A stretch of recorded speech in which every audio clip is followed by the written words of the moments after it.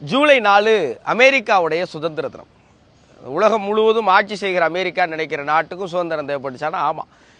அமெரிக்காவை கண்டுபிடிச்சது கொலம்பஸ். அது நம்மள நிறைய பேருக்கு தெரியும். ஆனால் நம்மள சிலருக்கு மட்டும் தான் தெரிஞ்ச தகவல், அமெரிக்காவை கண்டுபிடிக்கணும்னு கொலம்பஸ் கிளம்பல, அவர் இந்தியாவை கண்டுபிடிக்கணும்னு கிளம்பினார். இந்தியாவை கண்டுபிடிக்கிற முயற்சியில் அவர் கண்டுபிடிச்ச கண்டத்துக்கு அமெரிக்கான்னு பேர் வச்சாங்க. வழக்கம் போல் ஐரோப்பா கண்டத்தில் இருக்கிற பிரிட்டிஷ்காரங்க, டச்சுக்காரங்க, ஸ்பானிஷ்னு சொல்லி நிறைய பேர் இங்கே வந்து காலனிகளை உருவாக்குனாங்க. அதற்கப்புறம் வரிகளை விதிச்சாங்க. டீக்கு வரி கொடுக்க வேண்டியிருந்தது. நம்ம ஊரில் உப்பு சத்தியாகிரகம் மாதிரி இங்கேயும் நிறைய போராட்டம் நடந்தது. அதுக்கப்புறம் பிரிட்டிஷ்காரர்கள் அமெரிக்க மண்ணுக்கு விடுதலை கொடுத்தாங்க. இன்னமும் அமெரிக்காவில் இருக்கிற பழங்குடிகளை செவ்விந்தியர்கள், ரெட் இண்டியன்ஸ்னு அழைக்கிறாங்க. ஏன்னா அவங்க முதல்ல இங்கே வந்து பார்த்தப்போ இருந்த பழங்குடிகள் இந்தியர்கள் நினச்சி அவங்களுக்கு அந்த பேர் வச்சாங்க. 1776 அமெரிக்கா சுதந்திரம் கிடைச்சு. கிட்டத்தட்ட 220 வருஷம் நமக்கு முன்னாடி சுதந்திரம் வாங்கின அமெரிக்கா இன்னைக்கு இவ்வளோ பெருசாக வளர்ந்துருக்கு.